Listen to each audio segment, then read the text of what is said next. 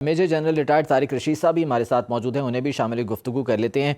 तारिक रशीद साहब, अभी ये जो भारत की जानिब से इकदाम किए जा रहे हैं, एक तो ये बताइएगा कि इसका इम्पैक्ट क्या हो सकता है मुतवक्की तौर पर, और पाकिस्तान की जानिब से अब कौमी सलामती कमेटी का इजलास भी बुला लिया गया है। ऑब्वियसली इस हवाले से गौर किया जाएगा और एक मुनासिब जवाब भारत को इस हवाले से मुतवक्के भी है। तो इस बारे में आपकी क्या राय है?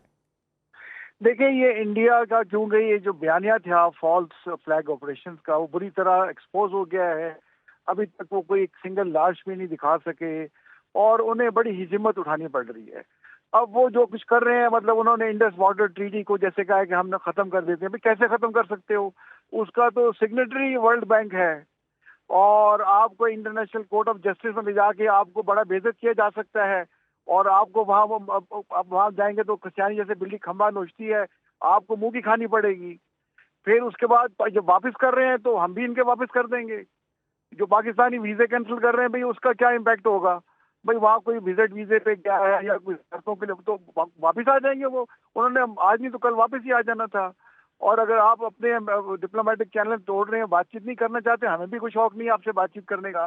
बट ये बड़ी बुरी तरह एक्सपोज हुए हैं कि इनमें इंटरनेशनल जो ट्रीटी है उसकी भी इनको परवाह नहीं है। और जाहिल सा मोदी है, बगैर सोचे समझे ये ऐसी हरकतें करता रहता है बैठ के।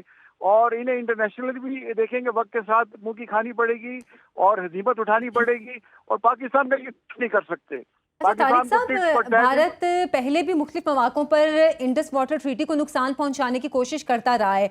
अब ऐसा लग रहा है कि जैसे भारत को मौका मिल गया है इस मुआहिदे को खत्म करने के लिए, तो इस हवाले से पाकिस्तान को सिफारती तौर पर सबसे पहले क्या करने की जरूरत है?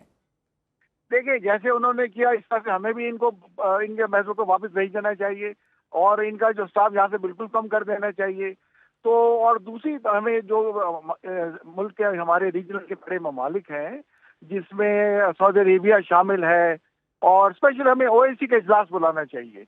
एक हम पहले से ही मेंबर हैं सिक्योरिटी काउंसिल के अक़वाम मुत्तहिदा में, उसका हमें इजलास कॉल करना चाहिए और उसे में कहना चाहिए देखें एक ऐसा मुल्क है जो यूएन का परमानेंट मेंबर बनना चाहता है सिक्योरिटी काउंसिल का, और वो इंटरनेशनल मुआहिदों को खत्म कर रहा है, तो दुनिया रोक नहीं सकती बैठ के इसको।